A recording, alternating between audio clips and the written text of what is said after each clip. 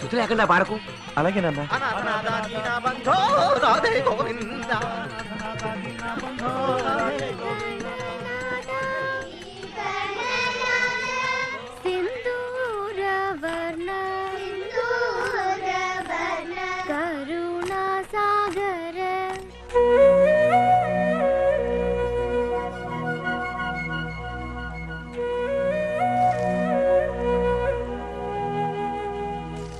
లక్ష్మి ముక్కు దేవుకోకు బాసం పెట్టించుకోవచ్చు. మాఘమాసం మాఘమాసం కంట్రోల్ చేసుకో రామం. కంట్రోల్ చేసుకో. ఏంటి చారి? శాంతాకారం భుజగశయనం విశ్వాకారం గగనచతుర్భుజం మేఘవర్ణం శుభాంగం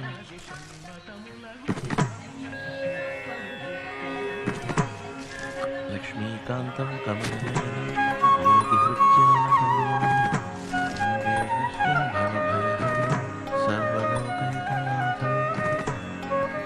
శ్రీహరి.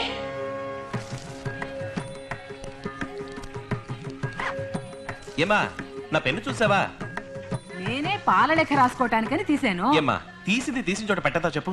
న్యూస్ పేపర్ చూడు, చదివిన తర్వాత మడిచిపెట్టద్దు. మీ నాన్నగారిని అడుగు, నీతో వేగలేకపోతున్నాను రా. I hate disorder. 26 వెళ్తున్నారా? ఈ సంవత్సరం త్యాగరాజ ఉత్సవాల్లో పాడక తప్పదుట. వీరపస్వరానికి కున్నకుడి బాలమురళీలందరూ బెదిరిపోతారు. అంతమంది పాటలో అణిగిపోతుందమ్మా. ఏమిటి నా గురించేనా మీ చర్చ? నేనేమన్నా అనుకుంటున్నారు? పామర్తి శ్రీనివాస శాస్త్రి గారి పరంపర. అవును మరి, మీ పాట విని త్యాగరాజు గారు సమాధి నుంచి లేచి వచ్చినా రావచ్చు. ఆ రామం, నువ్వు వస్తున్నావా లేదా? 26 ఛాన్సే లేదు. బోల్డ్ అని కన్స్యూమర్ కేసులు ఉన్నాయి. నీకొచ్చేవన్నీ అల్లాటప్పవే. ఓడిపోయే కేసులు లేదా కరివేపాకు కేసులు. చిల్లర డబ్బులు కూడా రాలవు. చిల్లర ముఖ్యం కాదు,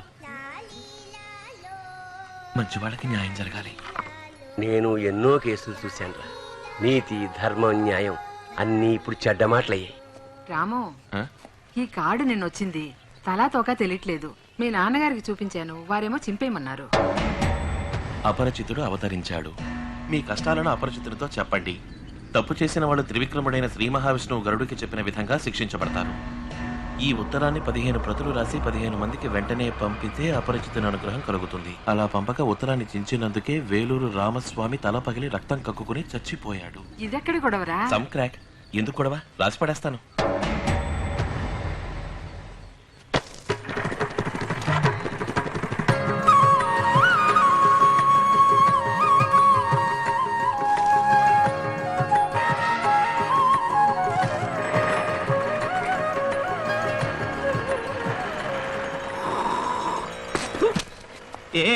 ఆగండి ఆగండి ఆగండి. ఏంటండి నామోహన కాంట్రీ చూపేశారు? ఆ పక్క పోలేరమ్మ గుడి ఉండదే, అందుకు ఏ పక్క నువ్వు అడ్డు వచ్చేసినావా? గుడుంటే కొంచెం దూరంగా వెళ్ళి ఉమ్మేయాలి, లేదా కుప్ప తొట్టిలో ఉమ్మేయాలి, లేదంటే ప్లాస్టిక్ సంచిలో ఉమ్మేసి స్టేపుల్ చేసి జర్మ్స్ రాకుండా భద్రంగా తీసుకెళ్లి చెత్తకుండీలో పడేయాలి. పరుసులు ఉమ్మేసి జేబులో పెట్టుకుంటే పోలా? రోడ్లో ఇలా ఉమ్మేయటం తప్పు. ఇదే మీ ఇంట్లో అయితే ఉమ్మేస్తారా? ఎగదనుకుని వస్తా ఉంటే మనిషి ఉమ్మకుండా ఎట్ట ఉంటాడో, తుడుచుకుని పోకుండా మొహాలు ఎండేసుకుని ఓడేలు ఎట్టుకునేలా ఉన్నావా? ఏమండి, అట్లీస్ట్ ఒక సారీ అయినా చెప్పొచ్చు కదా. చెప్తాం. సారీ పూరి కక్కుస్లో దూరి పాయ పంతులే. మనిషికి మనిషి మర్యాద ఇచ్చుకోవద్దు.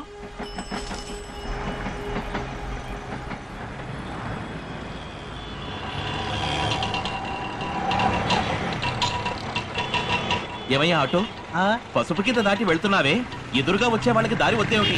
చూడు చూడు, నిన్ను చూసి ఇంకో 3-4 వెళ్తున్నారు చూడు. హలో, ఎక్స్క్యూజ్ మీ, అందరూ చదువుకున్న వాళ్ళే కదా, మీరు ఇలా ట్రాఫిక్ రూల్స్ మీనచ్చా చెప్పండి. మీరు ఇలా దారికి అడ్డుగా ఉంటే అటు వాళ్ళు ఇటు రాలేక, ఇటు వాళ్ళు అటు పోలేక ట్రాఫిక్ జామింగ్ గ్రిడ్ లాక్ అవుతుంది. హలో, ఆఫీస్ టైం ఉందయ్యా, లేట్ గా వెళ్తే లాస్ అప్పే. నువ్వు ఇస్తావా? పీక్ అవర్ అనే సంగతి గుర్తుండద్దు. ఒక హాఫ్ అన్ అవర్ ముందు బయలుదేరి ఉండాలి. నువ్వు లైన్ లోనే వెళ్ళు, సాయంకాలం అవుద్ది. అలాగే తిరిగి ఇంటికి వెళ్తూ గాని ఎవరైనా పొద్దున వచ్చి టార్చర్ చేస్తున్నావు. ఏం చెలవరా బాబు.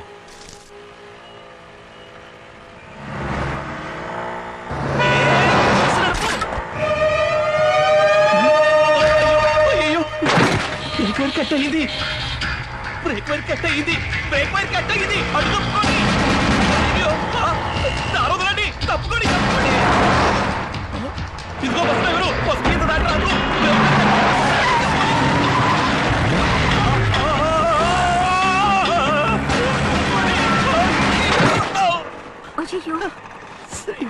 ఓయ్ పూజారే, రూల్స్ అన్ని మాట్లాడితే ఇంతే.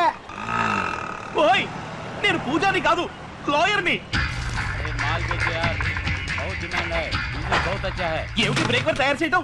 కొని ఒక్క వారం కూడా కాలేదు, పైగా సంవత్సరం గ్యారెంటీ ఒకటి ఇచ్చావు. హెవీ ట్రాఫిక్ లో పెడుతుంటే పట్టుమంతే కూర్చుంది, కొంచెం ఉంటే బస్సు కిందకి పోయి ఉండేవాడిని. ఆ బ్రేక్ వైరు బిల్లు ఇవ్వు, ఫ్యాక్టరీకి పంపిస్తాను. రీప్లేస్మెంట్ వస్తే తీసుకు వెళ్ళు. నేను చచ్చిపోయి ఉంటే రీప్లేస్ చేస్తారా?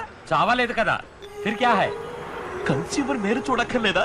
లాభాన్ని మాత్రం పట్టించుకుంటారు, నాణ్యత లేని వస్తువులు తయారు చేయడం వల్ల వచ్చే ప్రమాదాన్ని పట్టించుకోరే. దేకో భాయ్, మేం డీలర్స్, కొని అమ్మేవాళ్ళం. ఫ్యాక్టరీ ఓనర్ దగ్గర కూడా పెట్టుకో. నేను లాయర్ని, దీన్ని ఊరికి వదిలిపెట్టాను. ఆ ఫ్యాక్టరీ ఓనర్ పేరు అడ్రస్ ఇవ్వండి, కన్స్యూమర్ కోర్టులో కేసు వేసి డ్యామేజ్ క్లెయిమ్ చేసి ఆ ఫ్యాక్టరీని మూయిస్తాం చూడండి. ఏమైనా చేసుకో. టీవీఎస్ 50 బ్రేక్ వైర్ ఒకటి. సార్, ఈ షాప్ లో వస్తువులు కొరకండి, అన్ని సబ్స్టాండర్డ్ కేబుల్స్. ఐఎస్ఐ ముద్ర అబద్ధం, అబద్ధం. దేనిలోనూ క్వాలిటీ లేదు, ఎవరు ఇచ్చే డబ్బుకి తగిన వస్తువులు ఇవ్వడం లేదు. అందుకనే మన ఇండియన్ ప్రొడక్ట్స్ కి ఫారిన్ మార్కెట్ లో విలువ లేదు. ఇలా చూడవయ్యా, నీ లెక్చర్ ఆపు. నా బిజినెస్ చాడు కొట్టకు, పోతలకే పా.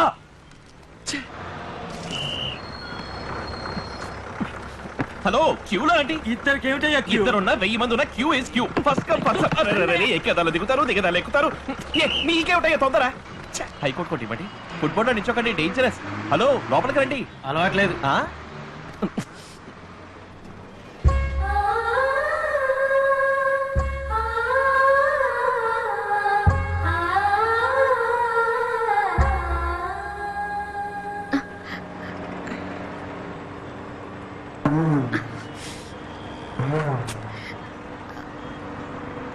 ఎక్స్క్యూజ్ మీ, మెడికల్ కాలేజ్ కు టికెట్ తెచ్చిస్తారా? టికెట్ ఏంది, బకెట్ తెస్తా.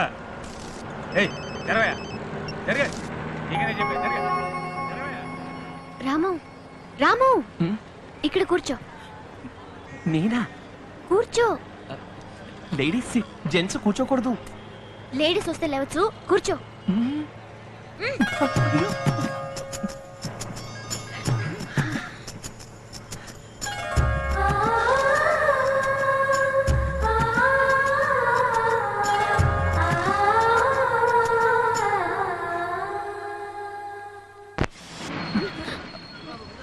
సారీ.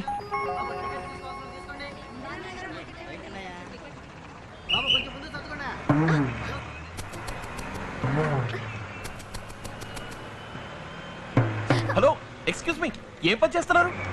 హలో, మిమ్మల్ని. మీ పాటికి మీరు అమ్మాయి వెనకాల నుంచి దుశ్చర్యలు చేస్తున్నారు. అషిట్టా వెళ్ళండి. ఇప్పుడు నేనేం చేశానయ్యా? ఆ అమ్మాయి నడు మీద చెయ్యి వేయలా మీరు? చాలే ఊరుకోవయ్యా. నేను చూస్తే ప్లీజ్, ఇట్స్ ఎంబారసింగ్. నోనది ఇలా వదిలేయకూడదు. హలో సార్, ఒక్కడు కూడా పట్టించుకోరే? ఏమిటని ఎవరు అడగరా? లేడీస్ నృత్తుకోవడానికి బస్సులో వస్తుంటారు. ఎవరండి? ఇరుగో వీరే. బస్ అన్న బ్రేక్ వేసేప్పుడు తిరిగేప్పుడు చేతులు ఆడుతుంటాయి. పంతులు ఫిట్టింగ్ కడుతున్నావా? ఏమిటి ఫోన్ ఊరుకుంటే చేయి చేసుకుంటున్నారు? నదిని, మీరు అసభ్యంగా ప్రవర్తించారా లేదా? చెప్పు నందిని, చెప్పు. అయ్యో, కొట్టకండి కొట్టకండి కొట్టకండి, తప్పు. చట్టాన్ని మంచి చేతిలో తీసుకోకూడదు. డ్రైవర్, బస్సును పోలీస్ స్టేషన్ పోనివ్వు. ఇక్కడ సంతకం చేయి. 10 రోజుల్లో ఓ సమన్ వస్తుంది. మెజిస్ట్రేట్ కోర్టుకు వచ్చి డిపాజిషన్ ఇస్తే ఇతని కస్టడీలో ఉంచుతారు లేదా ఫైన్ వేస్తారు. మీరు వెళ్ళండి, నేను చూసుకుంటాను. Thank you sir.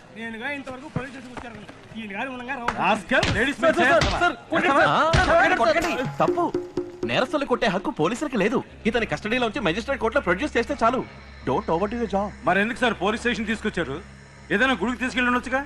This is an unwanted statement, irrelevant to the current situation. According to the అయ్యా మీకు నమస్కారం, చాలు వెళ్ళండి. వారు మిమ్మల్ని కొడితే నాతో చెప్పండి, నేను చూసుకుంటాను. వదలండి సార్, విన్నారుగా నా మీద చెయ్యకూడదని మా లాయర్ గారు అన్నారు. మధ్యాహ్నం బిర్యానీ రెడీ చేయండి. నందిని, ఇప్పుడు నువ్వు ప్రశాంతంగా వెళ్ళొచ్చు. ఉద్ధరించావు. ఇవాళ వాడు ఏదో చేశాడని పోలీసులకి పట్టించి ఘనకార్యం చేస్తాననుకుంటున్నావు. మన దేశంలో ఎన్నో బస్సులు తిరుగుతున్నాయి, అన్నిట్లో లేడీస్ ని రుద్దుకుంటూనే వెళ్తున్నారు.